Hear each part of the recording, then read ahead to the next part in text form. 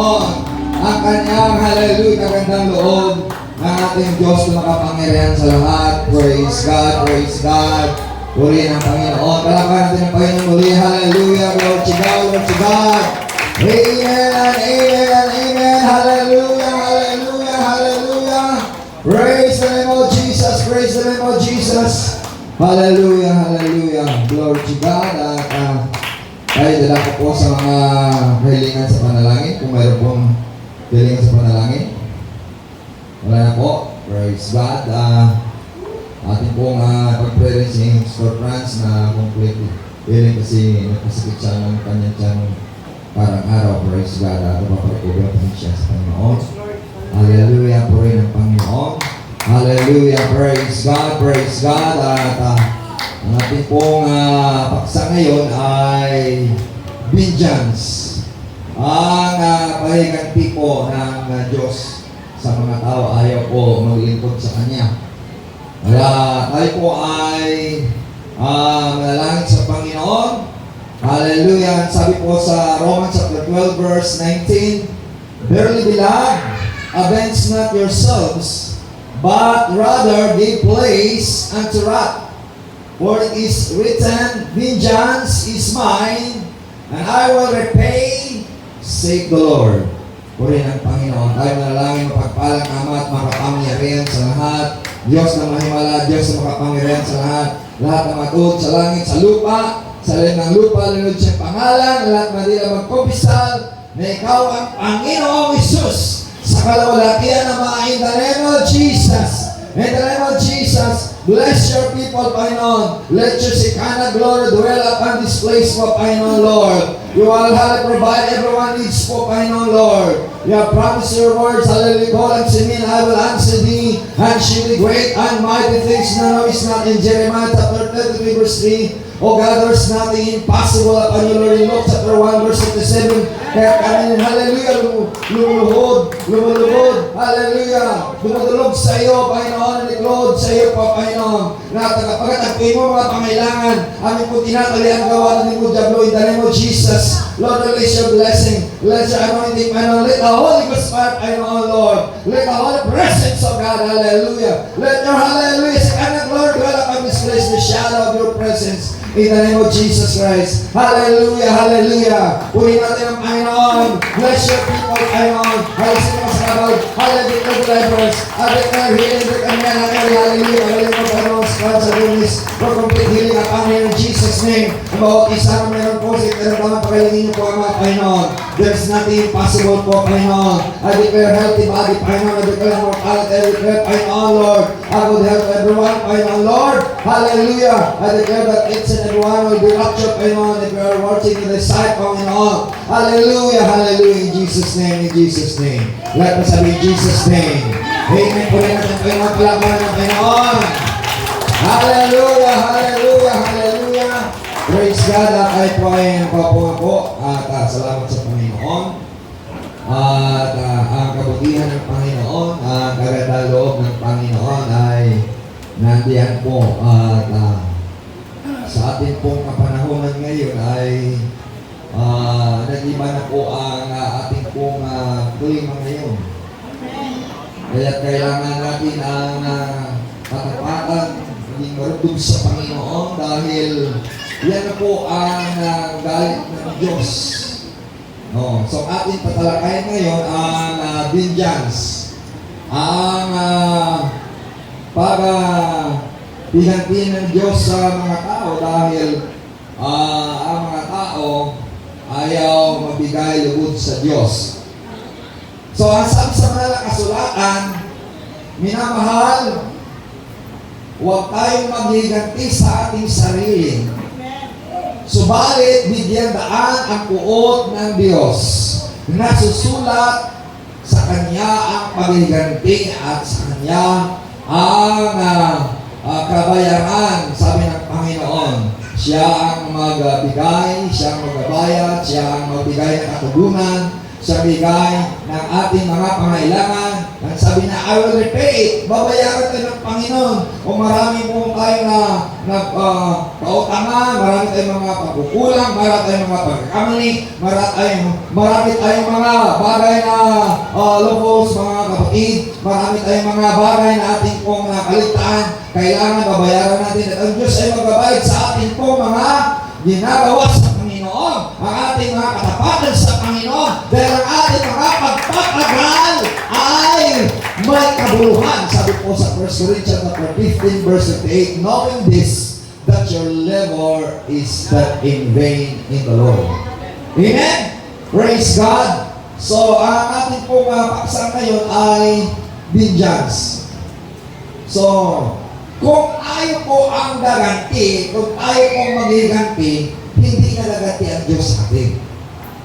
Sabi niya, kailangan bigyan natin daan ang Diyos upang ang Diyos ang gaganti, upang ang Diyos ang tatanggol, upang ang Diyos ay tutulong sa atin. Dahil kapag ayaw ang gagawa nyo, kung ilagay sa ating kamay ang galit at puot laban sa ating mga kaaway, ang Diyos ay hindi na po sasagot. Kailangan ipaubaya natin sa Diyos. Kailangan ibigay natin sa Diyos. Ilapit natin sa Diyos ang ating mga kahilingan, ang ating mga karaingan, ang ating mga suliranin, ang ating hallelujah, mga praise God, prayer request, dahil ang Diyos ang magbigay ng daan ito. Ay sabi na, I will repay it. Babayaran ko kayo, tutugunin ko kayo, sasagutin ko kayo. Sabi na, Panginoon. Amen? Praise God. So, ang sabi sa mga nakasulatan, kung ang iyong kaaway ay nagugutom, pakakainin mo pa nga. Ang sabi dyan sa verse 20, therefore, if thine enemy hunger, feed him. If he thirst, give him drink. For it's so going thou shalt heap coal of fire on his hand. So kung nagugutom, pakakainin mo. Kung nauhaw, painumin mo. Kung yung ginawa na yun, kung ginawa mo yung parang kang naglalagay ng baga sa kanyang ulo at siya nakakaya na sa kabila ng mga gawa sa iyong kasamaan, garantihan mo ng mabuti, pakainin mo, painumin mo, gagawan mo siya ng mga bagay na nakakalugod po sa kanya. Kung saka, yan ang sinasabi ng Panginoon na kailangan bigyan mo daan ng Panginoon, at kung hindi pa rin siya nagbabago, ang Diyos ang gaganti sa iyo, ang gaganti sa atin. Imina po rin ang ating Panginoon, huwag kayo magkalain sa masama, kundi gagawin natin ang mga masama sa paggawa ng mabuti. Amen ba? So, ang kahulugan ng vengeance, in the Hebrew words, nakam, na ibig sabihin, meaning to avenge, to take vengeance, revenge, avenge oneself, and be punished. So, ipaghiganti mo, at mahiganti ka sa'yo, at paparusahan mo. Sabi dyan, be punished, parusahan. Sa Greek word, ang vengeance, ang sabi rin, ay idinisis, meaning punishment, paparusahan. So, yun ang retributive justice, yun ang kagantimpalaan ng katarungan ay ang kaparusahan. So, ang vindicate yan, ang katutunuan na magkaroon ng pagiganti, saktang ang pagiganti, yan ang judgment. So, ang vengeance, yan po ang punishment, kaparusahan, judgment, kahatulan po. So, tayo ba magpaparusa, tayo ba maghatol? Ipagkaloob natin, ipaubayan natin sa Diyos ang paparusa, ipagbayan natin sa Diyos ang bukong, dahil siya ang may-ari, siya ang may akda, siya ang may gawa. Kailangan ipaubayan natin sa ating Panginoon, at ang Panginoon ang garanti po sa atin. Purihin natin ang ating Panginoon. Hallelujah. Purihin natin ang Panginoon. Hallelujah. Praise God. So, sa lumang tipan, ay matinding batas sa lumang tipan. Ang sabi po sa Exodus chapter 21 verse 23, 24 at 25, anong sinasabi? And if any mischief follow, then thou shalt give life for life. Kung mayroong masama na nangyayari, ay bigyan mo siya ng buhay at kapalit buhay rin. Ibig sabihin, kung kinuha mo ay buhay, ang kapalit din buhay rin. Yan ang batas sa lumang tipan. Ang sabi niya, eye for an eye, tooth for an tooth, hand for an hand, foot for an foot, and burning for burning, wounds for wounds, stripe for stripe. Nakahulugan, mata sa mata, ngipin sa ngipin, kamay sa kamay, paa sa paa, sunog o sunugin, sugat o sugatin, o saktan o saktan. Nakahulugan, sa lumang tipan, kapag may sinaktan mo siya, kapalit saktan rin. Kung tinanggal ang iyong mata, tanggalin ang mata mo. Kung tinanggal ang iyong ngipin, tanggalin ka ng ngipin. Yan ang kapalit yun eh. Kung ikaw ay nagputol ng kanyang paa, puputulin din ang paa mo. Kung sumunod ka, susunugin ka rin. Kung sumugat ka, susugatan ka rin. Kung sinaktan mo, sasaktan ka rin. Yan ang batas sa lumang tipan. Pero ang batas ng Panginoon sa bagong tipan, huwag kang padaig sa masama, kundi daigin mo ang masama sa paggawa ng mabuti. Dahil kung kailangan mo, gaganti ka ng papay-patay, ngipin sa ngipin, mata sa mata, walang katapusan yun ang gantihan. Kaya nga, ang Panginoon nagbigay ng solusyon, nagbigay ng kalunasan, na kailangan pairalin mo ang pagmamahal. Di ba? Pagmamahal, sabi, pag-ibig. Amen. Puri natin ang Panginoon. Sabi, pag-ibig. Bakit? Dahil sinasabi ng ating Panginoon sa Matthew chapter 5, verse 43 and 44. Ye have heard that it had been said, thou shalt love thy neighbor and hate thine enemy. Napakinggan mo ba na ang iyong kapitbahay ay kapuutan mo? Ngunit ang sabi niya sa verse 44, but I say unto you, love your enemy. Bless them that curse you, and do good to them that hate you, and pray for them which despitefully use you, and persecute you. Nakakahulugan sa halip na ngipin sa ngipin, mata sa mata, paa sa paa, sunug-sunugin, ang igaganti natin ay pagmamahal. Pakainin mo, painumin mo, gagawa mo pa rin ng mabuti upang madaig mo ang masama sa paggawa ng mabuti, sa paggawa ng mabuti. Inibakuhin natin ang ating Panginoon. Dahil kung kakatihan mo ang masama, mag-uubusan kayo ng langit. So, ang batas ng lumang tipan ay may pityon, ngunit ang batas ng Panginoong Isus na nauwi ko sa pagmamahal. Kaya na sinabi ng Panginoon sa Mark chapter 12 verse 13, love God with all your heart, with all your soul, and with all your mind. I love your neighbor as yourself. Ibig sabihin, mahalin mo kapag mahal mo ang Diyos, na mahal mo ang iyong kapwa, na mahal mo ang iyong kaaway. Yan ang kasakdalan na pautusan ng ating Panginoon natin ang ating Panginoon. Ibig sabihin, bigyan mo daan ang Panginoon, ang pagmamahal ng Panginoon, ang habang ng Diyos, ang awa ng Diyos. Yun ang tinutukoy ng bidyas na ipaubayan natin sa Diyos ang pag-iganti. Ipaubayan natin sa Diyos ang kaparusahan. Sa kapanahonan ngayon, ang dami na kaparusahan ngayon. Itong nangyayari sa ating kapanahonan na may climate change dahil nasira ng kabundukan, nasira ng mga natural resources, nasira ang ating pong ecosystem, nasira po ang mga system sa ating pong natural na kalikasan. Diyan po ang kapalito ay kaparusahan ng tao. Nagkaroon ng matinding init, nagkaroon ng matinding lindol, nagkaroon ng matinding baha, nagkaroon ng iba't-ibang mga distraction, iba't-ibang kaparusahan. Yan po ang gusto ko ng ating Panginoon, ibalik natin sa Kanya ang kapurihan na ang tao ay lalapit sa ating Panginoon. So, Ang sabi ko sa Hebrews chapter 10 verse 13, for we know Him that hath said, at nalalaman ko na sinasabi, vengeance belongeth unto me. At ang pagiganti ay nasa Kanya. And I will recompense it, at aking pong gagantihan, said the Lord. Again, the Lord shall judge His people. Ang Diyos ang maghukom sa Kanyang bayan.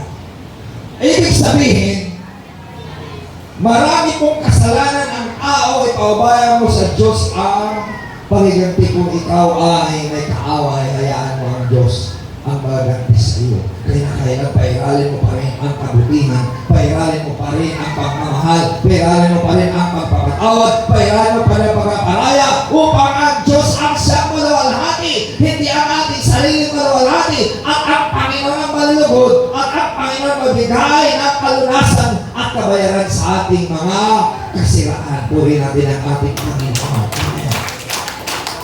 So, yan po ang tinutok mo ng ginsan, ipaubayan natin sa Diyos ang pagiganti. In 1 Peter chapter 2 verse 21, for heaven hereunto ye are called, kung saan tayo tinawag kayo saan? Because Christ also suffer for us. Tinawag tayo na ang Panginoon ay naghihirap dahil po sa atin. And leaving us an example that we should follow His steps. Ang Diyos na nagkatawang tao, bagamat siya Diyos, hinubad niya ang kanyang pagka-Diyos nagkatawang tao. Siya nagiging blueprint, naging halimbawa natin na sundin natin ang kaniyang mga biyapa. Nangangahulugan, kung ikaw ay mayaman, magpakumbaba ka. Kung ikaw ay matalino, magpakumbaba ka. Kung ikaw ay magaling, magpakumbaba ka. Kung ikaw ay sabi mo, tama ka, magpakumbaba ka pa rin. Dahil ang Diyos na nagpakumbaba. Siya pinaratangan ng kamalian, pinaratangan ng kasalanan, pinagbibintangan siya na siya demonyo, pinagbibintangan siya na, kung ano ang mga bagay pinagbibintangan sa kanya na nagpapanggap na siya Diyos. Nagsamantalang niya siya Diyos. Nangahulugan, obedience is may nangahulugan sa Diyos ang pagiganti. Ipaubayan natin sa Panginoon ang lahat ng ating mga suliranin. Kung ang Panginoon ay naghihirap, kinakailangan kasama rin tayo sa kahirapan ng Panginoon. Dahil sabi ng Panginoon, if we will suffer with Him, we shall reign with Him. At sabi niya sa first, hallelujah, 2 Timothy chapter 2 verse 12.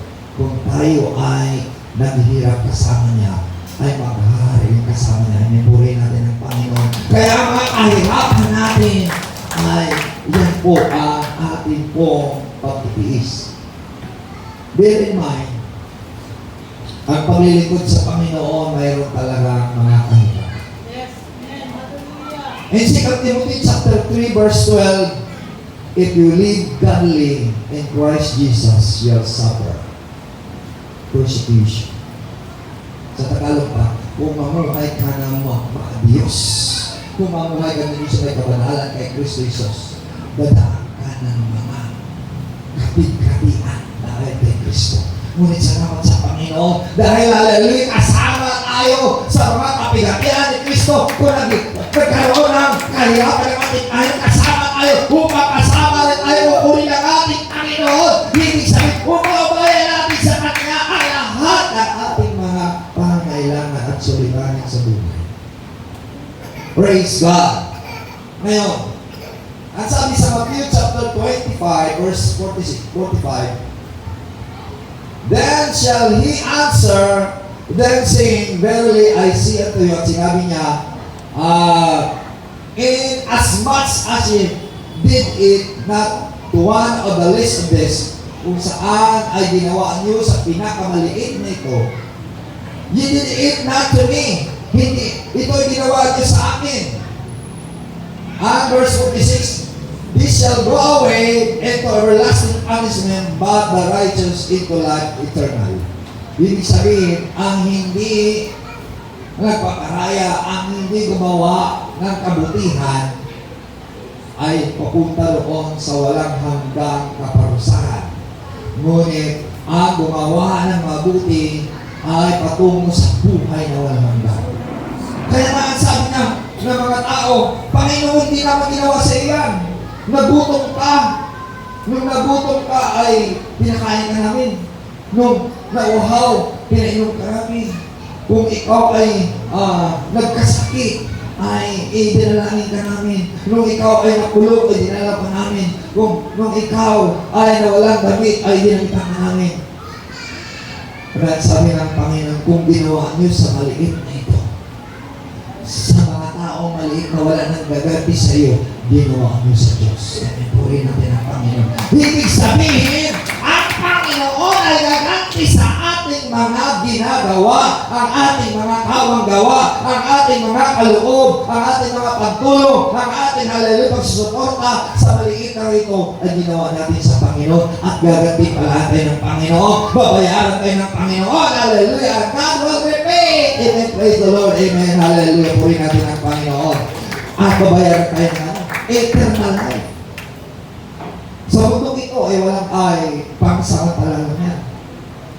So, huwag tayo magsawa sa pagtulong. Huwag tayo magsawa sa paggawa ng buti. Amen ba? Amen? Puri natin ang ating Panginoon.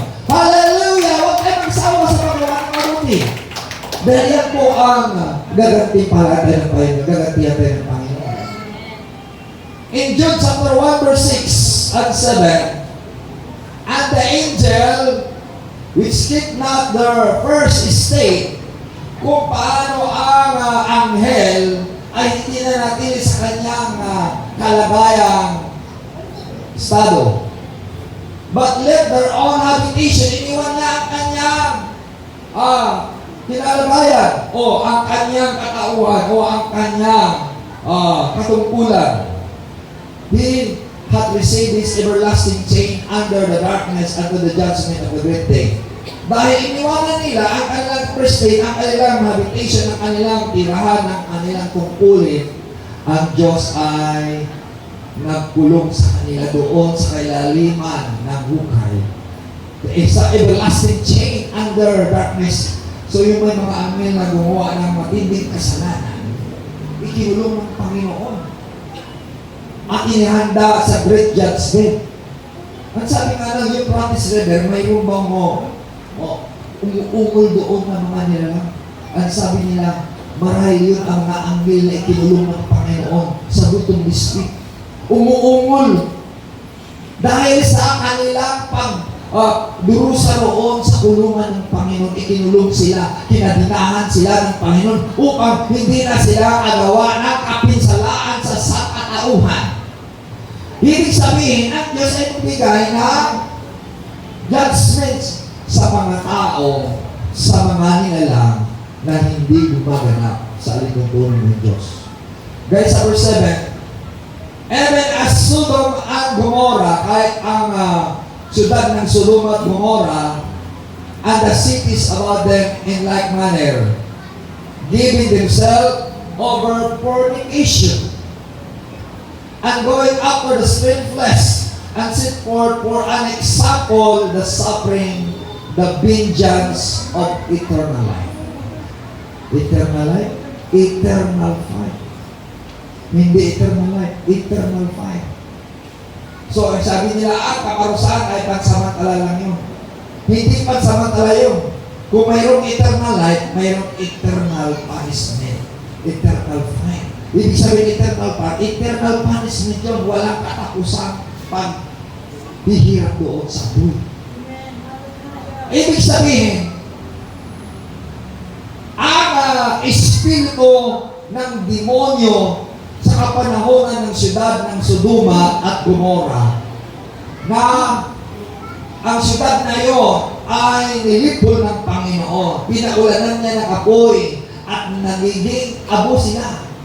Pero ang tanong, namatay ang mga tao, ngunit ang espiritu na kahumaling ng kasalanan ng fornication, yung pangalunya, pati-api, yung mga mahalay na gawa sa laman, Kaya nga sabi ito, naging halimbawa na sila'y paparusahan sa ganti ng Diyos na walang katapusang apoy. Sa makatuwid, ang walang hanggang, walang katapusang apoy paparusa. So ang pagdating ng Panginoon, ang sabi niya, gaya po sa kapanahunan ng Sodoma at Gomorrah. The coming of our Lord, our God, the coming of the Son, like in the days of Lot, like in the days of Noah, na sila ay nalulong sa kasamaan. Sa makatuwid, ang kapanahunan natin ngayon, ganun rin ang nangyari ng unang kapanahunan na nagkaroon ng judgment ang Panginoon, nagkaroon ng punishment ang ating Panginoon. Yan ang sinasabi nito sa Lucas chapter 17. Lucas chapter 17 verse 28 at 29. Likewise, also as it was in the days of Lot, na ganun pa man sa kapanahunan o sa araw ni Lot, did eat, sila ay kumain and drank at uminom. They bought, they sold, they planted, and they built. Sila ay bumibili, sila ay nagtatanim, at sila ay nagtatayo. Pansinin mo ngayon, noong una wala ka lang ng matataas na mga building. Ngayon, ang tataas na mga building ngayon. Nakakahulugan, ang pagbalik ng Panginoon gaya doon sa kanila, na nagpatayo sila ng mga gusali na nalalagay, nagbibilihan sila ng kanilang mga pleasure, kanilang piling ng kanilang laman. Kaya, at sabi diyan sa verse 29, but the same day that Lot went out of the Sodom, it rained fire and brimstone from heaven and destroyed it all. Nagpaulan ng Panginoon ang apoy sa kanila. Kaya, ang ating kapanahunan ngayon, magtataka ka, ang sobrang init ngayon. Hindi niyo ba naramdaman? Ang init ngayon. Ibig sabihin, yan po ang paghukom ng Panginoon. Yan ang paggaganti ng Panginoon. Yan ang paggaganti ng Panginoon sa kasamaan ng mga nilalang na sinira at lalong lumalala, lalong pasama na pasama. Kaya ang hangad po ng Panginoon, huwag tayong susunod sa kasamaan ng tao, kundi magbabagong buhay tayo. Purihin natin ang Panginoon. Hallelujah! Magbagong buhay tayo! Dahil ang kay Kristo ay bagong na lang. Sabi sa 2 Corinthians 5 verse 17, if any man be in Christ, he is a new creation. All things are passed away. Behold, all things are become new. Sa mga tuwid, ang kapanahonan nila at ang kapanahonan natin ngayon. Bakit?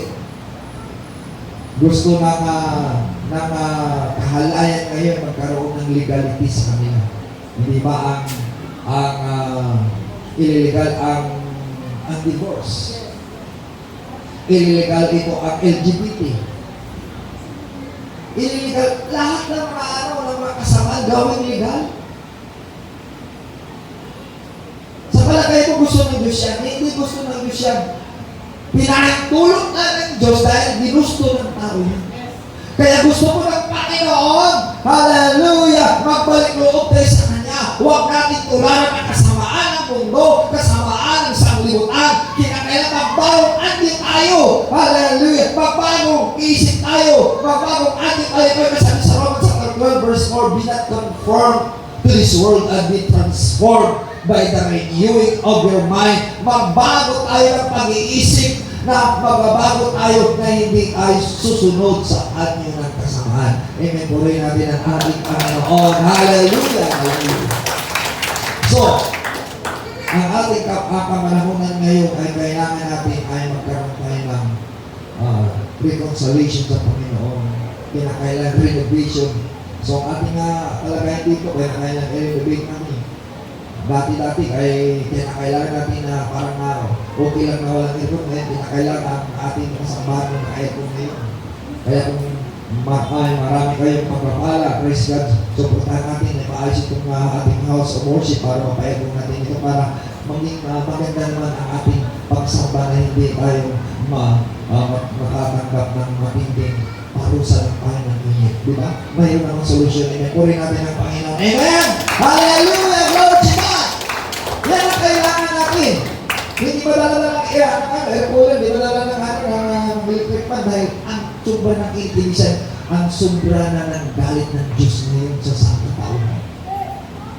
So, kung ang Diyos ay nagagalit, kinakailangan bigyan natin ng solusyon ang galit ng Diyos.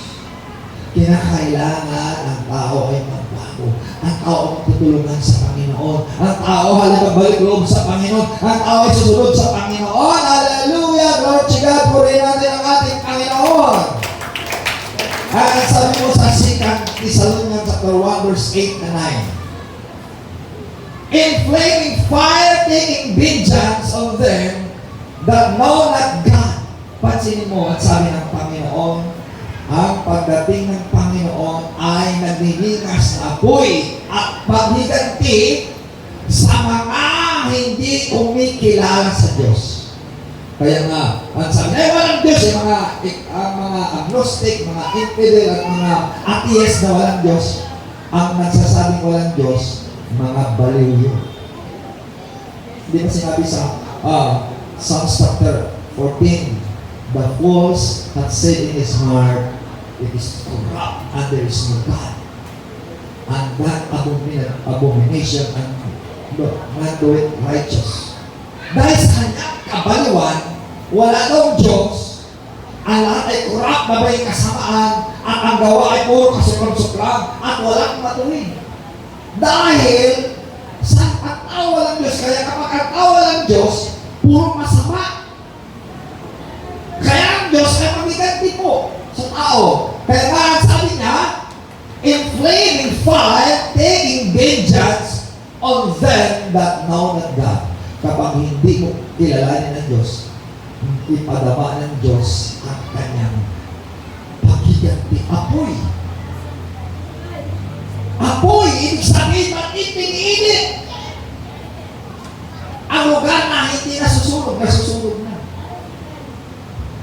At sabi niya, and that they obey not the gospel of our Lord Jesus Christ. Dahil hindi nila sinusunod ang ebanghelyo ng Panginoon. Kailangan natin sundin ang ebanghelyo ng ating Panginoon Jesus. Kailangan tanggapin natin ng Diyos, tanggapin natin ang kanyang alituntunin upang hindi tayo magkasama sa kanyang kaparusahan sa mundong ito. Umaapoy na ang mundo, malapit na masusunod ang mundo. Kaya nga, yan ang kailangan natin gagawin. Nasundin natin ang ebanghelyo ng Panginoon. Kaya sa verse 9, who shall be punished na sila'y paparusahan with everlasting destruction. Hindi pansamantala na o hindi na temporary destruction. It is an everlasting destruction. Kapag sinasabing everlasting destruction, walang katapusang kasiraan, walang katapusang kaparusahan, walang katapusang ang paghiganti ng Panginoon. From the presence of the Lord and from the glory of His power. Ibig sabihin, ang mundo ngayon na binabaliwala lang ebanghelyo ng Panginoon, ang banal na kasulatan, ang salita ng Diyos o ang Diyos ay yan ipinapadama ng Diyos ang kanyang paghiganti. Kaya nga, ang kapag ipinagumayabak mo sarili mo, kaya ng Panginoon sunugin. At sabi nga nila, Mabuti pa daw nga na manakawat kayo sa hindi ka kaya masunugan ka. Dahil kapag masunog, ubus ka. Walang mabuti dyan kapag nakawat ka. Hindi ay mabuti. Pero mas matindi kapag susunugin, sunog, ubus lahat ng iyong kabuhayan. Kaya kailangan para mahupa ang galit ng Diyos, ang ganti ng Panginoon. Kilalanin ng Diyos, sundin natin ang kanyang ebanghelyo upang, hallelujah, hindi kayo makasama doon sa buhok ng Diyos, sa galit ng Diyos, sa magiganti ng Diyos.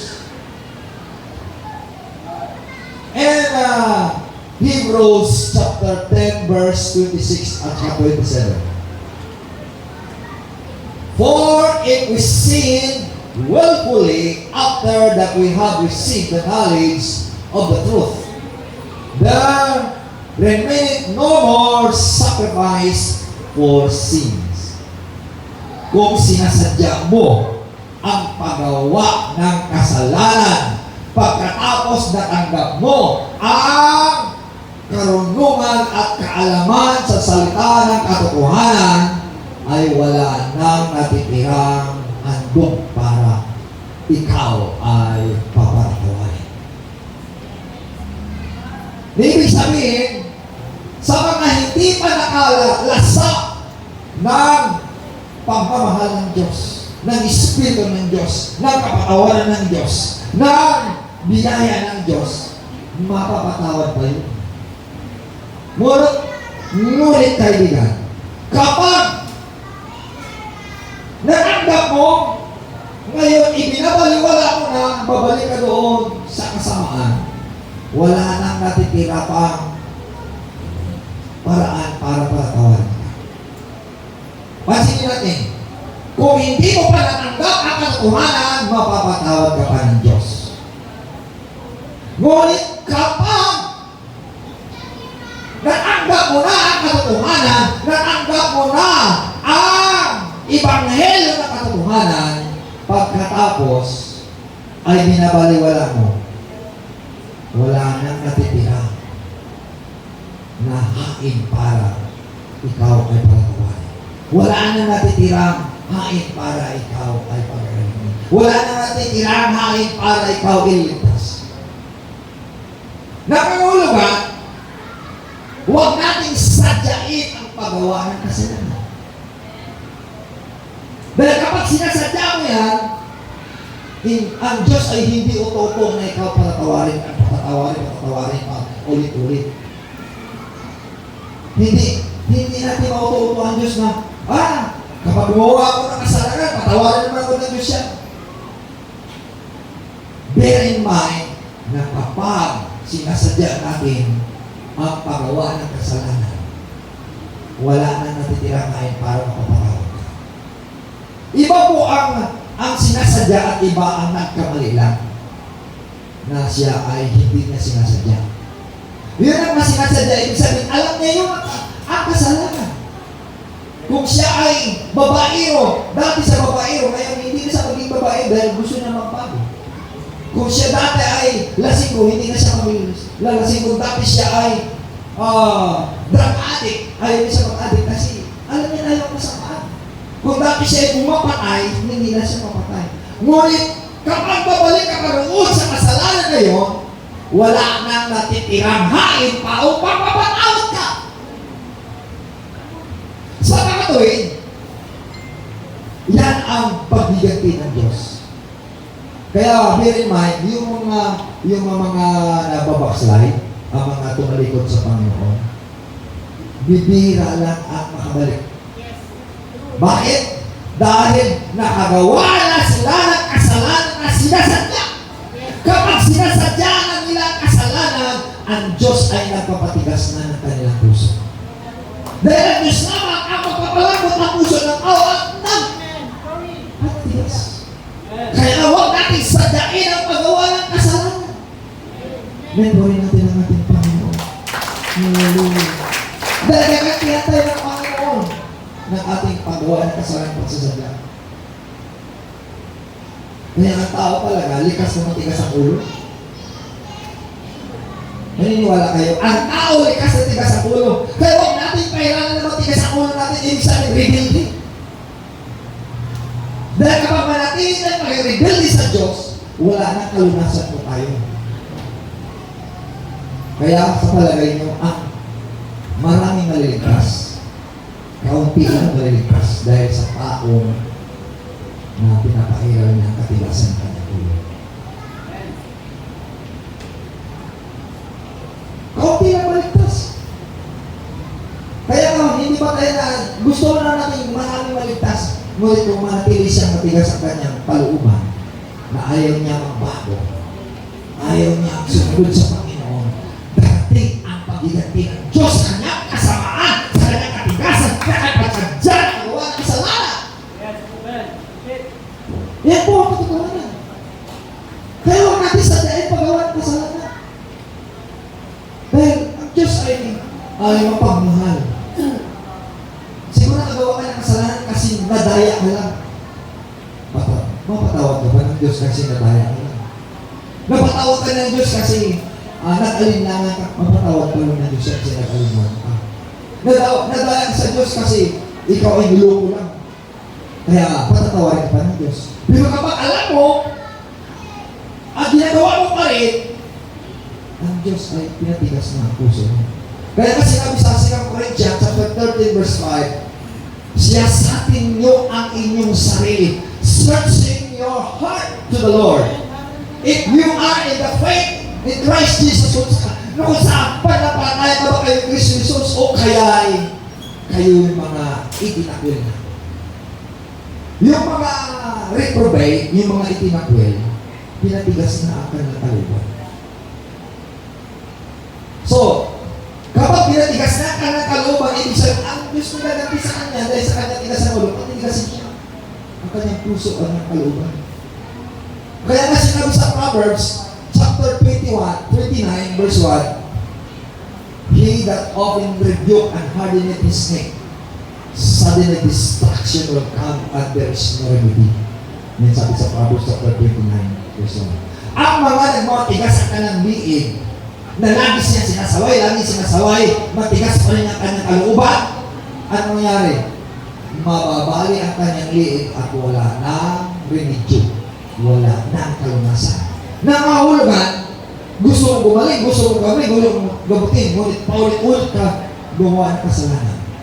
Ginagawa mong lifestyle ang kasalanan, wala nang natitirangain para ikaw mapatawad. Kaya kaibigan, kaya kapatid, kailangan natin, huwag natin sadyain paggawa ng kasalanan. Sabi mo, Lord, baguhin mo ako, Panginoon. Hallelujah! Huwag ka ako, Panginoon, pabalayan sa aking sarili, Panginoon. Susunod ako sa iyo, Panginoon. Mag-imasunod ako sa iyo, Panginoon. Mag-ibat dapat ako sa iyo, Panginoon. Yan po ang katotohanan. Kaya nga, kaunti lang ang ligtas. Dahil sinabi sa Matthew, chapter 7, verse 14 and 15.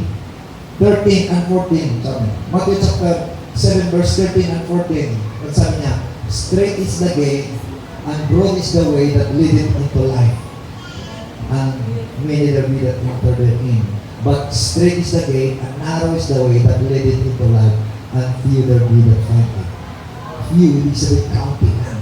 Ang dumadaan sa makitid na lahat. Sa makitid na pintuan.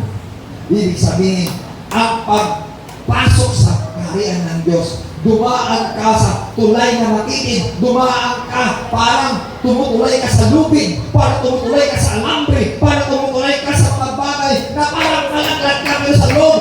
Hawakan mo ako para hindi malaglag mo, Panginoon. Ngunit sa kalawak na daan, walang pagbabago, walang reformasyon. Kaya nga, ang tulo doon ay kapamakan. Gaya ang sinabi ng Proverbs chapter 14 verse 12, there is a way that seemeth right unto a man, but the end thereof is the ways of death. Huwag tayong sabi na, ang ginagawa ko, ang kinakaha ko. Huwag kang magmagaling sa iyong sarili na baka ang iniisip mong dulo doon ay kamatayan pa lang. Kaya kinakailan habang may pagkataon, parang isip-isip ka, habang may pagkataon ka, magbalik loob ka sa Diyos! Hallelujah! Hallelujah! Kaya nga sinasa verse 27, but a certain fervor looking for judgment. At tiyak na ang katakot-takot ng paghukom ng Diyos sa kanyang very indignation which shall devour the adversaries. Ibig sabihin ng diningas na galit ng Diyos sa pagsisira, sa pagwasak sa mga kalaban niya ng kanyang mga kaaway. Nawa hindi tayo kaaway ng Diyos, kundi kakampi. Nawa hindi tayo kagalit ng Diyos, kundi kasama ng Diyos. Ngayon, papuri natin ang ating Panginoon. Oh, hallelujah, hallelujah. Paano malalaman natin na ikaw ay hindi kaaway ng Diyos, kundi kasama niya? Ang mga kaaway ng Diyos, yan ang gagatihan niya. How do we know that you are an enemy of God? The adversary of God. Ang sabi po sa James chapter 4 verse 4, ye adulterer and adulteresses, whosoever princess of this world is enemy of God. Sa Tagalog pa kayo mapangalunya, mga pangalunya, ang sinumang umiibig sa mundo ay kaaway ng Diyos. Huwag nating mahalin ang mundo. Huwag nating mahalin ang ating sarili. Huwag nating mahalin ang diablo. Huwag nating mahalin ang mundo. Pansamantala lang ito. Mahalin natin ang Ebanghelyo ng ating Panginoon upang makampi natin ang Diyos. Upang, hallelujah, tayo ay katimpalahan ng Diyos. Ngunit kapag mahal mo ang mundo, wala kang kabahagi sa eternal life. Ang sino-sino nagmamahal sa mundo? Kapag ang iyong isip ay nakahumaling sa mundo, yan sinasabi na nakaupo ka dito, ngunit walang isip mo. Hello? Makinig kayo. Nakaupo dito na magsamba, ngunit ang isip niya at ang kanyang espiritu wala rito sa Diyos. Ano sinasabi po sa 1 Corinthians chapter 5, ano yun? 2 Corinthians chapter 5, verse 8. Absent in the body, but present in the Lord. Saan gusto mo? Absent sa katawan mo, ngunit present ka sa Panginoon. Present ang katawan mo sa mundo, ngunit absent ka sa Panginoon. Kaya marami po ang nagsasamba na hindi napupuspos ng Holy Ghost fire dahil naririto nga siya, ngunit ang kanyang puso't isip na doon po sa worldly pleasure. Hindi ka mapuspos at mapuspos siya pansamantala lang. Kaya pinakailangan, mga minamahal, huwag natin isipin ang mundo. Isipin natin na presente tayo sa Panginoon. Buhay natin ang ating Panginoon. Hallelujah, hallelujah. Yan ang gusto ko ng Panginoon, maging present tayo sa Panginoon. Kaya yan mga ang mandaraya, kunwari ay nagpapakita yan ang mukha niya, pero ang isip at puso niya wala doon. Hindi natin maluko ang Diyos. Hindi natin mapagkunwari ng Diyos na nakikita niya ang ating galaw. Nakikita niya ang ating puso at isipan. Tanungin mo ang iyong sarili kung gagatimpala ka ng Diyos o pagbigantihan ka ng Diyos. Kasi ikaw nakaalam sa iyong sarili. Kaya nga, mag-isip-isip tayo na kailangan, huwag na natin ihumaling ang isip natin sa mundo ito. Kaya nga, ang Diyos ang pagbiganti. Kaya ito sa Revelation chapter 6 verse 9 and 10. And when he had opened the fifth seal, and I saw under the altar the soul of them that were slain for the word of God and for the testimony which they held. So, nabuksan ang panglimang silyo at nakita niya ang mga kaluluwang sa altar na namatay dahil sa Ebanghelyo ng Diyos, dahil sa salita ng Diyos, at dahil sa mga patotoo. Kaya nga, huwag nating sirain ang ating testimonyo, ang ating patotoo. Paano nasira ang patotoo? Kapag ikaw nakatayo na sabi mo ayaw mo na maglasing, katapos paglabas mo, lasing ko pa rin, sinira mo. Ang sinasabi mo, hindi mo mahalin ang mundo, paglabas mo ay sumunod ka pa rin sa layo ng mundo, sinisira ko patotoo mo.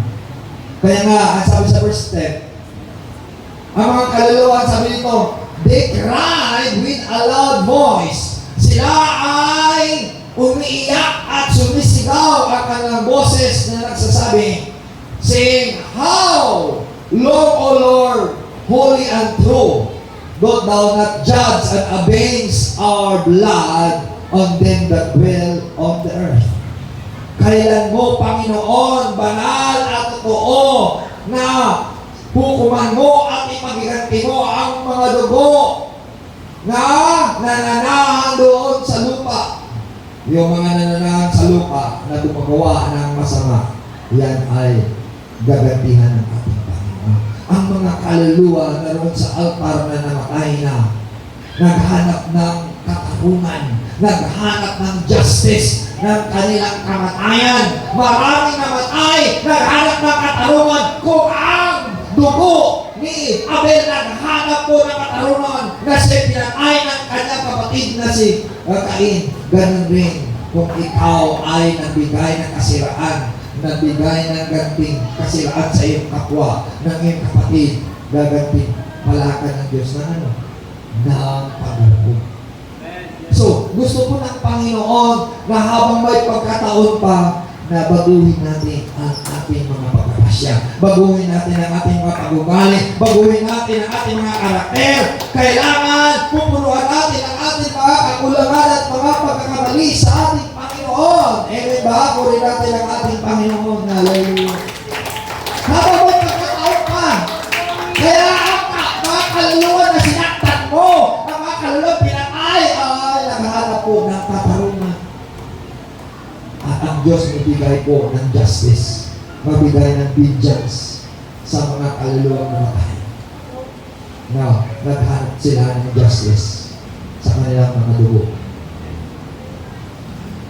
In Exodus chapter 12, verse 29 and 30, and it came to pass that at midnight, the Lord smote all the firstborn of the land of Egypt, from the firstborn of Pharaoh that sat on his throne, and to the firstborn of the captive that was in the dungeon, and all the firstborn of cattle.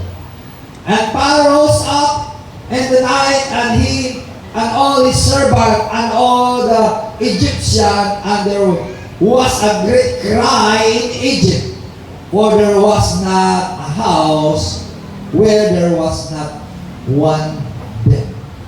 So, humihiyaw ang mga tao, mga nilalang doon sa Egypt dahil walang tahanan na walang patay. Bawat tahanan may patay. Dahil lahat ng mga firstborn, hayop man, tao man, ay dinalaw ng angel of death. Yan po ang vengeance ng Panginoon dahil hindi sila naniniwala na magsamba ang Israel sa Diyos. Kaya nga, pinadalaan sila ng pang-sampung salot na yan ay namatay ang lahat ng mga firstborn, lahat ng mga panganay doon sa Egypt ay namatay. Ngunit ang mga anak ng Diyos ay mayroong dugo sa kanilang pintuan. Lumagpas ang angel of death, pumunta doon sa mga Egyptian na walang dugo. Kaya kinakailangan ang dugo ni Jesus Christ ay madalatay, ang dugo ni Jesus Christ na roon sa ating tahanan upang lumagpas ang kamatayan, upang dumaan ang sal ng kamatayan, upang hindi mamatay ang mga panganay. Nangangahulugan ang judgment ng Panginoon, ang vengeance ng Panginoon ay pinakita roon sa makatuwid. Kung nangyayari po sa Egyptian ang maraming namatay na mga sa huling kapanahonan ito, maraming mamatay. Hindi ba ang panahon ng COVID, milyon ang namatay? At ang sabi pa nga ng propesya, mayroon pang mas matindi pa sa COVID. Kung babasa mo sa Revelation chapter 16, mas matindi pa ang mga vengeance ng Panginoon, paginganti ng Panginoon sa libutan. Dahil hindi kinikilala ang Diyos, hindi sumusunod sa Ebanghelyo ng ating Panginoon. Kaya na, idalangin natin sa Panginoon, Lord, tatanggapin namin, Panginoon, ang immortality. Tatanggapin namin, Panginoon, ang buhay na walang hanggan. Tatanggapin namin, Panginoon, ang protection, Panginoon. Hallelujah! Ang iyong banal na dugo ang siyang maglukob sa aming tahanan, sa aming pamilya, sa aming mga anak. Panginoon, purihin natin ang ating Panginoon. Kailangan natin ang dugo ng Panginoon in order the angel of death will pass through. Kaya po, kailangan na pag-isip-isipan natin, gampanan natin, tanggapin natin ang blood of Jesus Christ. And Judges chapter 16 verse 13. Sa buhay ni Samson, ang sabi, and Samson said, "Let me die and with the Palestine." Hayaan mo akong mamatay kasama ng Palestino. And he bowed himself with all his might, and the house fell upon the lords, and upon all the people that were therein. So the dead were which he slew at his death were more than they which he slew in his life. Marami siyang pinatay nung siya'y buhay, nung siyang namatay, ay marami siyang pinatay. Dahil, ang sabi niya, hayaan mo, Panginoon, na mamatay kasama ng mga Palestino upang may pagiganti mo, Panginoon, ang aking mga mata na kanilang binukit. Dahil ang kanyang mga mata ay naluko, nadisig, naakit sa nahumaling doon sa babaeng Palestino na si Delilah. Kaya nga, binukit ang kanyang mata. Kaya nga sinabi ng Panginoon sa Matthew chapter 18, kung ang sistem ng iyong katawan ay makapagpatisod sa iyo, tanggalin mo. Anong sistem ng iyong katawan? Kung ang iyong mata nakapagpatisod sa iyo, tanggalin mo. Kung ang iyong kamay nakapagpatisod sa iyo, tanggalin mo. Kung ang iyong paa nakapagpatisod, tanggalin mo. Ibig sabihin, maging lumpo ka na. Magiging bulag ka na. Maging may kapansanan ka na. Ibig sabihin, hindi bali may kapansanan ka kaysa buong yung katawan pa itatapon ko sa dagat-dagat ng apoy. Nakahulugan, pag-isip-isip tayo sa Panginoon na kung paano nga si Samson ay sabi niya, Panginoon, ibalik mo ang aking lakas upang ipagiganti ko ang aking mga mata na kanila. Binukit at pinahiya ang iyong pangalan. Alam niyo po, ang Diyos ay makatarungan, matuwid siya, at pinapigyan ang kanyang kahilingan. Sa matuwid na yun po, ang deception sa sanglibutan ngayon ay malala. Makinig kayo. Ang deception ngayon sa sanglibutan ay malala. Yung ang social media, kapag hindi natin masupil ang ating mga isip at ang ating mga mata, yan ang paraan na mahiwalay ka sa Panginoon. Yes, amen. Hallelujah. Na wala ka ng panahon sa pagsamba, wala ka ng panahon sa panalangin, wala ka panahon sa pag-ayuno, wala ka ng panahon sa pagbabasa ng Biblia, puro ka na lang nagpo-browse sa social media. Kaya, Kung hindi natin makontrol ang social media mag-control sa iyo. Kaya, ang pahiganti ng Panginoon sa mga tao na nakahumaling sa mundong ito, kaya nga, sabi ng Panginoon, be not conformed to this world, at be transformed. Huwag mo mahalin ang mundo, kundi mahalin ang Diyos. Kaya, ang kabataan ngayon, maliit pa lang ngayon, kapag hindi mo pinagbigay ang gadget na pinahiram mo sa kanya, magagalit sa iyo, mumurahin ka kanya, tapos magwawala. Bakit? Dahil yan ang devices ni Satan na ang tao ay nagbumaling ang kanyang mata sa mga bitag ng kaaway. Bibili na ang social media pag hindi mo na-control maging bitag sa iyong mata. Ano nga bitag? Ibig sabihin nagiging snare of the devil yan. Kaya rin sinasabi sa 2 Corinthians chapter 2 verse 11, be not ignorant of the devil's devices. Huwag tayo maging walang malay sa mga device ng diablo. And be not deceived. Huwag tayo mapalinla. Kaya, kapag wala ka ng gana manalangin, kapag wala ka ng gana magsamba, wala ka ng gana magbasa ng Biblia, you are enslaved of the devil. Ibig sabihin, naging alipin ka na ng diablo, naging adik ka na sa social media, at wala ka ng gana manalangin. Kaya kung ang prayer mo, wala na gana manalangin. Kung pupunta, wala na gana manalangin. Kung magsama, wala ka na gana manalangin. Kaya kinakailangan magkaisa tayo, na kailangan ay lumpigin ang gawa ni Satanas. Kailangan ipag-pray sa kanyang lumayas ka, Satanas, sa aking tahanan, sa aking mga mata, sa aking isip, sa pangalan ng Panginoon Jesus. Puri natin ang ating Panginoon.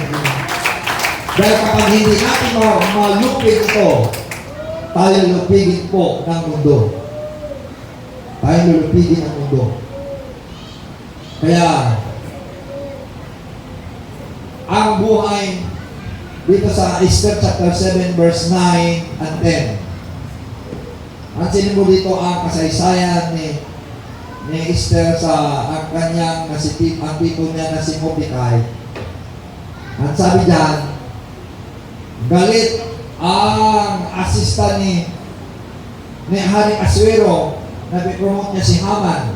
Dahil ito si Haman, gusto niya ang lahat ng mga dadaanan niya ay lulukod sa kanya, luluhod sa kanya, lulukod sa kanya, parang sambahin. Itong mga Hudyo ayaw sa samba ng mga tao yan. Eh si Mordecai ayaw yung bukod. Galit na galit si Haman. Sabi niya, gagawa ako ng bitayan. Ito si Haman, kailang bibitayin dahil hindi siya magalang sa akin. Nagbigay siya ng babala at nagbigay siya ng kautusan mula sa Haring Asuero na lahat ng mga lahi ni Haman ng mga Hudyo dahil hindi marunong gumalang, kailangan puksain. Alam niyo po, kapag hindi tayo gumalang sa mundo, gusto ng Satanas na puksain tayo. Yan ang tinatawag ng persecution of Christianity. Kapag hindi ka sumasakayon sa mundo, dumarating ang persecution. Kaya bear in mind na mayroong mga persecution unti-unti nangyari. Ang sabi nga, doon nga sa si Putin, pinipersecute ng mga Kristiyan, ginigiba ang mga simbahan doon sa Ukraine, doon sa kanila dahil ayaw niya pairalan ng simbahan. Kahit nga doon sa China, sinisira ang mga simbahan. Kahit yan nga doon sa North Korea, ginigiba. Ngayon, dahil sa Amerika naman, pinapatigil ni Joe Biden na kinakailangan ay huwag pairalin ang Biblia. Ibig sabihin, dyan na ang persecution sa Bible readers, Bible followers. Pero, ipagiganti ka ng Panginoon. Huwag kang matakot. Ipagiganti ka ng Panginoon. Gaya ni Ana, gusto niya puksain ang Hudyo. Ngunit, ang bitayan na kanyang ginawa, doon siya binitay dahil siya pala ang salot sa kanilang kaharian. Akala niya na ang asawa ng hari ay hindi Hudyo, ay Hudyo pala. Ibig sabihin, gusto niya pa papatayin pala ang asawa ng hari. Kaya galit ng hari sa kanya. Yun si Mordecai na gumawa ng mabuti, hindi binigyan ng karangalan, binigyan ng karangalan. At siya, parang mapayapa, para mahupa ang galit ng hari, siya po ay ibinitay. Ibig sabihin, para mahupa ang galit ng Diyos, kinakailangan ang mga kaaway ng Diyos, kinakailangan maparusahan sila, bibitinin sila para sila hindi na makabibinsala. Kaya mga demonyo na yan, huwag mong mahalin ang demonyo, kinakailangan puksain yan, kinakailangan sawayin yan, sa pangalan ng Panginoon Jesus. Huwag natin ito ibibigay ng mga demonyo, kinakalayasin sa iyong isip, sa iyong puso, sa pangalan ng Panginoon. In the name of Jesus, hallelujah! Kailangan kapag hindi mo sawayin ang mga demonyo sa iyong isip, puso, ikaw ang lulupinin niya. Kaya nga, salamat sa Panginoon. Si Mordecai binigyan ng karangalan. Si Haman ang nagbanta na mapatay sa kanyang hukay at doon siya inilagay sa hukay. So, hangad po ng Panginoon, nagagantihan tayo ng Panginoon. Si Shadrach, Meshach, at Abednego na pinagbawalan na magsamba sa Diyos-Diyosan, ang hindi sumamba sa Diyos-Diyosan ni Nabucodonosor, itapon doon sa horno. Nang tumunog ang lahat ng mga instrumento, ngayon si Shadrach, Meshach, at Abednego ay hindi sumamba. Nagalit ang hari ng Nabucodonosor. Sabi niya, hindi kayo sumamba sa Diyos ng aking ginawa. Sabi niya, hindi kami sasamba. Dahil may Diyos kami na magliligtas at makatanggol sa amin. Ngunit sabi niya, kung hindi kami pagtanggol ng aming Diyos, hindi pa rin kami sasamba sa Diyos na yung ginawa. Ganun ang panindigan ng mga anak ng Diyos. Kung ililigtas ka ng Diyos, kung hindi ka niligtas ng Diyos, panindigan ka talaga, huwag ka sasangka sa mga Diyos. Ano yan? Hello? Tayo ngayon, sabihin lang sa iyo, kailangan papasok ka ngayon. Kapag hindi ka papasok, tanggalin na ka sa trabaho mo. Sabihin mo, tanggalin mo kung tanggalin, basta ako isasama sa Panginoon. Yan mayroong panindigan niya. Yan ay panindigan niya. Dahil, nakatagala ka ng Panginoon sa iyong panindigan sa Panginoon. Dahil sa ulit kapanahon ang kinakailangan manindigan po tayo, hindi ba? Dahil pag-iganti tayo ng Panginoon, hindi tayo pabayaan ng Panginoon! Hallelujah! Lord God. Hallelujah! Ito si Belshazzar, na anak ni Nebuchadnezzar, ay ginamit niya ang si Belshazzar, ginamit niya ang mga gamit po sa templo. Pinaglasing nila, ginamit nila mga kupa at magamit ng sa sanctuary. Alam mo, ang gamit sa sanctuary, banal yan, huwag mong gagamitin yan. Kaya nga, sabi sa kanya ng Diyos, it is written na sinasabi, mini tikel o parsin. Ang ibig sabihin ng mini tikel o parsin, mini ay nabilang na ang iyong kaharian. Ang tikel, ibig sabihin, tinimbang ka, ngunit kulang. Ang peres, ibig sabihin, mas mahati ang iyong kaharian at ibigay sa dalawang bansa, sa Media at sa Persia. Ngayon, kung ang mga bagay na hindi pinapagamit ng Panginoon kay Belshazzar, pinagbabawal ng Panginoon, kaya huwag gagamitin ang mga gamit na para po sa Panginoon, huwag gagamitin sa sanglibutan. Kapag yung gamit sa Panginoon, ay gamit sa Panginoon, huwag mong gagamitin para sa sanglibutan dahil paparusahan ka ng Panginoon. Hello? Eh, ibig sabihin, ano bang bagay na para sa Panginoon, huwag mong gagamitin. Ano mga bagay na gagamit sa Panginoon? Ano? Yung mga gamit dito, huwag mong gagamitin sa libutan. Isa pa, ang tithes ba? Sa Panginoon ba yan? Amen? Sabi ko sa Leviticus chapter 27 verse 30, ang ikapo ay banal yan ay para sa Panginoon. Huwag mong gagamitin. Hello, sabi, huwag mong gagamitin ang ay sa Panginoon, ang sampo, dahil banal yan, wala pa natin ang Panginoon. Dahil kapag gagamitin mo yun, paparusahan ka ng Diyos. Kaya nga, inalis siya sa kanyang kaharian, at sabi niya, tinimbang ka, ulit kulang. Hello? Sino gumagamit niya ng tithe sa Panginoon? Oh, bato-bato sa amin na matamaan, mabel ka talaga. Para hindi tayo alisin ng Panginoon. Ang tithes, hiwalay mo sa Panginoon. Amen. Baday banal yan, huwag mong gagamitin yan. Palakpan natin ang ating Panginoon. Amen. Dahil kapag ginamit mo yun, paparusahan ka ng Panginoon. Hindi uunlad ang buhay mo, gagapang ka sa hirap. Sino dito ang gusto pagpapalay, gagapang sa hirap? Kahit kalabaw mo rin, hindi pa rin umuunlad. Dahil ginagamit gamit para sa Panginoon, para lang sa Panginoon. Di ba, amen? Palakpan natin ang Panginoon.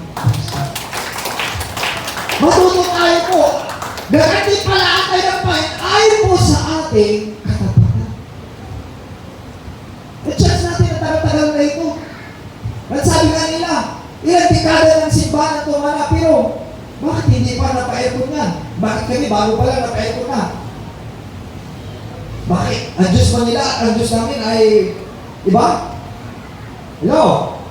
Kung ang Diyos nila ay mabuti, Diyos din natin mabuti, kailangan tayo maging magkapatid sa Panginoon.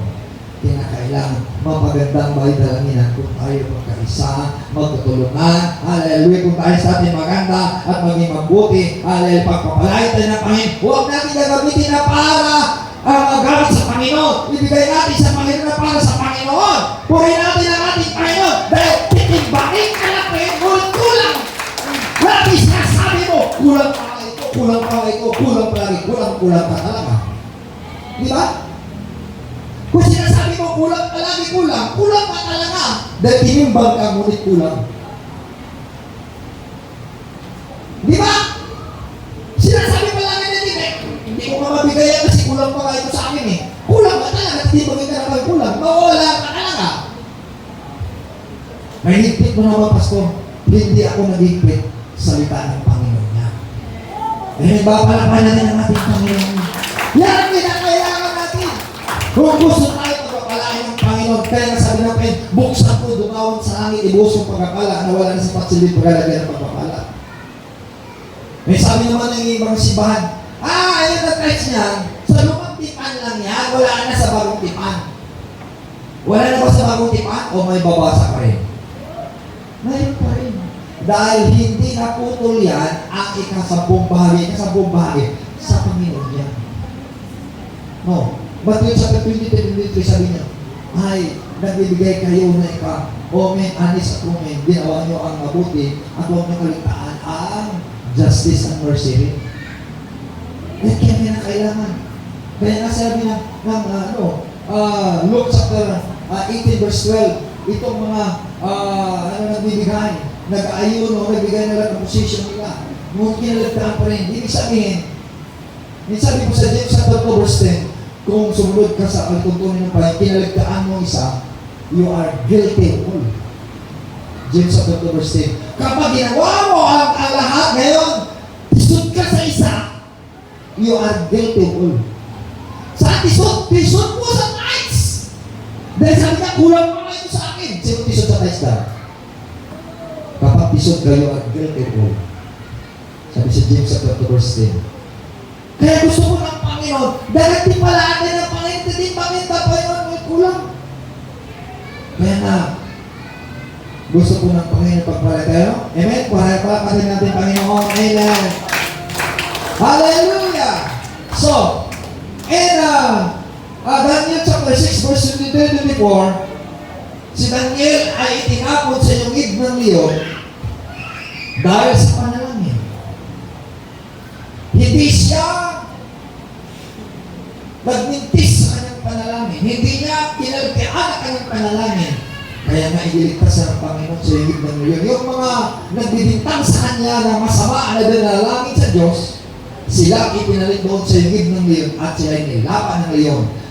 Ang kanyang pamilya, ang kanyang mga anak, sila ay naroon pala sa buwangan, nilalaman na sila ng leon. Ngunit si Daniel ay naroon sa higit ng leon, hindi ginalaw ng leon dahil ang Diyos na may lalang sa leon ang nag-iingat sa kanya. Nandun ang angel ang may nag-iingat sa kanya. Kaya kinakailangan, huwag kang magmintis sa manalangin, huwag kang magmintis sa pagsamba, huwag kang pumaligtas sa gawain ng Panginoon at gaganti pala ka ng Panginoon and God will avenge your faithfulness. Amen. Puri natin ang ating Panginoon.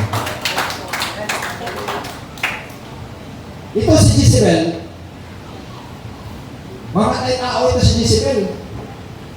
2 Kings chapter 9, na si Jezebel, mapang-akin na akin ang hari natin ng mga lalaki sa kanyang kagandahan. Kaya mga yung ako, hindi naman akin walang pagmamahalin sa mga babae. Ang ginawa sa kanya, nilaglag sa kayo ko. Patutot yung mga bayan, titin ko, binaglag sa sarabing ana na lang nago. Nagkalat ang kanyang dugo doon. At sabi ni Propeta Elijah, lalapain siya ng aso at ang kanyang laman ay tilapon at ang kanyang dugo ay didilaan ng aso dahil sa kanyang kahalayan, dahil sa kanyang kasamaan. Palagay mo ang kasamaan ng tao ay walang katapusan, may katapusan din yan. Hello? May katapusan din yan. Kaya wala tayong pagmalaki. Kaya nga, pinalitan ngayon ay gustong bulihin niya ang pasto doon sa Davao ay nagtatago, pinagtatanggol pa ng membro nila. Dahil wala daw kasalanan ng kanyang pasto. Mapatakpan ka nga ng tao, ngunit hindi ka makakaligtas sa mga mata ng Panginoon. Dahil sinabi sa Kawikaan chapter 15 verse 3, ang mga mata ng Panginoon ay sa lahat na dako, tumitingin sa mga buti at masasama. Kaya nakikita ng Panginoon ang gawa mo, mabuti, masama, ay nakikita ang iyong mga gawa. Kaya kinakailangan natin, hallelujah, maging matapat tayo sa Panginoon. Huwag natin tularan ang pag-ugali ni Jezebel. Ano si Jezebel? Siyang promotor na nagpipintura ng mukha at nag-aakit ng mga lalaki at ang mga propeta ng Panginoon pinagpapatay niya. Kaya nga siya ay pinagdigantihan ng Panginoon na matayin na wala ang karangalan. Kaya nga, sa palagay mo, ang mga kasamaan mo ay walang katapusan, may katapusan niya. Ang iyong karangyaan may katapusan. Ang kagandahan mo may kapangitan niya. Kailangan natin ang kagandahan na mula sa Panginoon. Puri natin ang Panginoon. Si Jezebel, ang ganda ay pangit pala sa Panginoon. Kaya dahil pumapatay siya. Nandun ang pagpipintura ng kanyang mukha, ng loot, ang lahat ng mga alas sa kanyang pagkatao. Kaya, sa mga kababaihan, ang utos ng Panginoon ng ating palamutig sa mga kababaihan, ang kagandahan, hindi sa pintura, hindi sa ginto at pilat. At sinasabi sa 1 Timothy chapter 2, verse 9, ang mga babae ay magsuot ng katintimang kaayusan na hindi sa pagsarambing ng kanilang mga hair o kabuhok o hindi sa palamuti ng kanilang ginto at pilat, kundi sa mabuting gawa. Nakikita ang iyong kagandahan. Hindi sa magagandang damit, hindi sa marangyang damit, kundi sa iyong mabubuting gawa. Iyon ang parangalan ng Panginoon Panginoon. Hindi na maganda ako ngayon kasi bago damit ko. Maganda ako ngayon kasi mukha ko maganda na ngayon. Mukha mo pala ay plastic. Mukha mo pala ay piki. Di ba? Ang mahalaga ay simplicity is beauty. Puri natin ang Panginoon. Palakpakan natin ang Panginoon. Kaya si Jezebel. Si Jezebel siya ang promotor na pagpipintura ng mukha. Matthew chapter 27 verse 3, Judas betrayed Jesus Christ. Ayan nga, nakalagay sa jeep ko minsan, Judas does not pay. Hindi! Nagpakamatay na si Judas kasi sinurot ang kanyang budhi. Siya nagpakamatay. Ang tanong, kapag ikaw ang suicide, nabayaran na ba ang iyong kasalanan na pagtataksil? Hindi mo babayaran. Ang kabayaran ng pagtataksil, ang kabayaran ng kasalanan na hindi pagpatay, ang kabayaran ng kasalanan ay kinakailangan tanggapin mo si Jesus Christ, magsisisi ka na yung kasalanan, magbagong buhay ka, at magbalik loob ka sa Panginoon upang babayaran mo ngayong kasalanan. Go straight to the Lord, hallelujah, and give your life to the Lord, hallelujah. Offer your life to the Lord at upang mabayaran mo ang iyong kasalanan sa Panginoon. Puri natin ang ating Panginoon. Amen. Kaya nga si Judas, dahil sa kanyang kasalanan, ibininta niya ang Panginoon sa 30 pieces of silver. 30 pirasong pilak lang ang kahalaga ng Panginoon. Dahil sa kanyang kasalanan na siya ibinitin, na siya nagpakamatay, nagbigti sa punong kahoy, nagsambulat ang kanyang mga bituka sa lidyan sa mga kasulatan sa Acts chapter 1 verse 18, at ang halaga na pinabilan ay binili po ng lupa na tinatawag na Al-Qadab, yung lupa na yan ulibihan sa dugo na yun. So, kinakailangan para mabayaran ang ating kasalanan, hindi po na magpakamatay ka. Ang tanong, ang mga nag-suicide ba mapatawad ba? Kapag nag-suicide ka, ibig sabihin, pinatay mong sarili mo, wala kang karapatan na pumatay sa iyong sarili. Kinakailangan, dapat ialay mo ang buhay mo sa Panginoon. Ang pagpatay sa iyong sarili, tinutukoy niya, supilin mo ang iyong sarili, ibig sabihin ng die yourself, sabi sa 1 Corinthians 15 verse 31. Kaya kinakailangan, huwag mong itilin ang iyong buhay dahil ang Diyos ang may akda at may gawa at may-ari ng buhay mo. Siya bibigay ng buhay, siya may karapatan lang na pumitil ang buhay mo. Kaya nasabi na tayo, huwag mong katakutan pumatay na yung katawan, kundi katakutan mo ang pumatay ng kaluluwa at katawan sa impyerno. Kaya gusto ng Panginoon, upang hindi tayo mapa-impyerno, kailangan natin magsisiya natin kasalanan, ialay natin ang buhay natin sa Panginoon. Dahil siya po ang may akda at may gawa sa ating buhay. Amen. Purihin natin ang Panginoon. Hallelujah. Praise God. Amen ba? Hallelujah. So, ang hangad po ng ating Panginoon, praise God,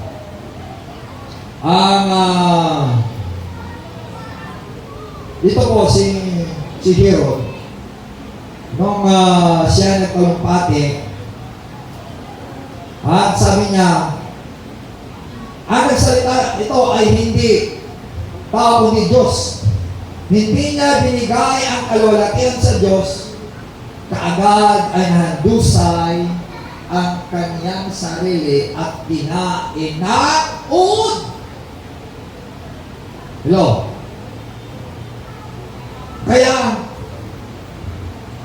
kung sasabihin mo na ikaw ang may gawa yun, ikaw ang nagsalita yun, ikaw ay magaling, huwag mo sabihin na magaling ka, kundi ang Diyos ang magaling. Huwag mo sabihin, yung ari nga, ikaw nagpagaling, ang Diyos ay nagpagaling. Ibig sabihin, ang lahat ng kalawalatian ibigay mo sa Diyos dahil ang hindi nabigay ng kalawalatian sa Diyos ay kakainin ng mamatay agad. Kaya, huwag mong angkinin ang kabutihan ng Diyos. Huwag mong angkinin ang kalawalatian ng Diyos. Dahil sabi nga sa Isaiah 40, verse 25, ang kalawalatian hindi ko ibigay sa iba, hindi ko pwede ibigay o ipatay ang kalawalatian. sa Diyos. Kailangan, ang sabi na sa 1 Corinthians chapter 1 verse 29, walang lamang magluwalhati sa kanyang sarili. Kaya gusto po ng Panginoon para hindi tayo magatihan ng Panginoon na kamatayan. Kailangan mong ideklara ang kabutihan ng ating Panginoon. Amen ba? You must declare the goodness of God and you will not die. And Psalms 118 verse 17. Kaya gusto po ng Panginoon, hallelujah, ipaubaya ang huli po na caption. Ang sabi ng Panginoon, Oh Lord God, whom vengeance belongeth. Panginoon, kanino ang pagganti, Panginoon? Ang sabi, O Lord, whom vengeance belongeth, to thyself, ipakita mo, Panginoon, ang iyong pagganti. Ang sabi diyan, For this be the days of vengeance, that all things are written, may be fulfilled.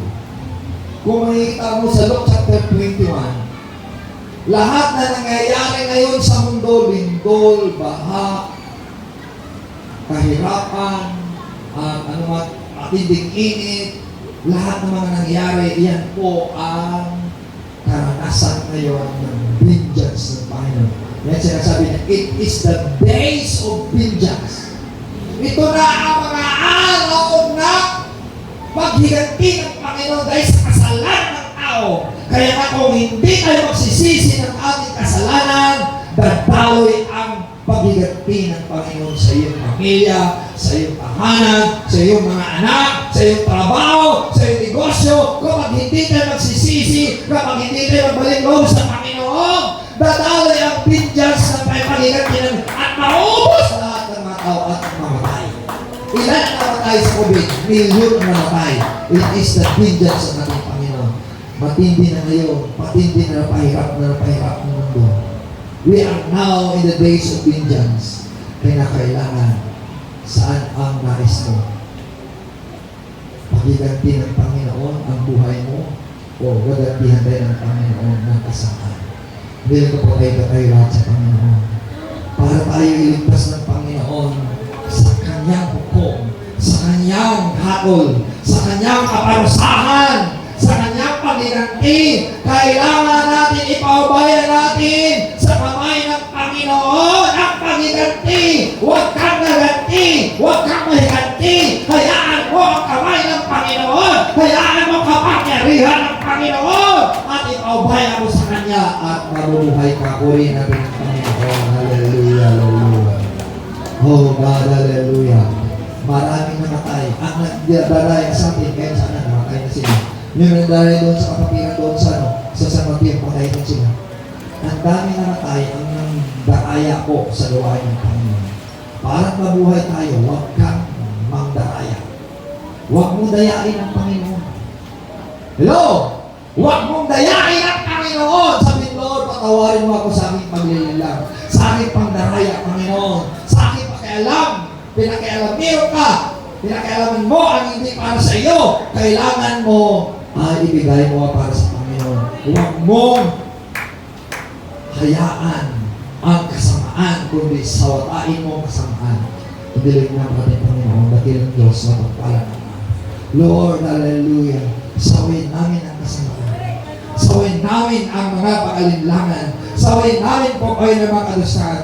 Sawin namin ang mga pandaraya. Sawin namin ang mga pandarambong. Sawin namin po, Panginoon, ang mga panluluko sa aming kapwa po, Panginoon, Lord. Sawin mo mga pakailamiro po, Panginoon, ang mga chismusa at chismusa.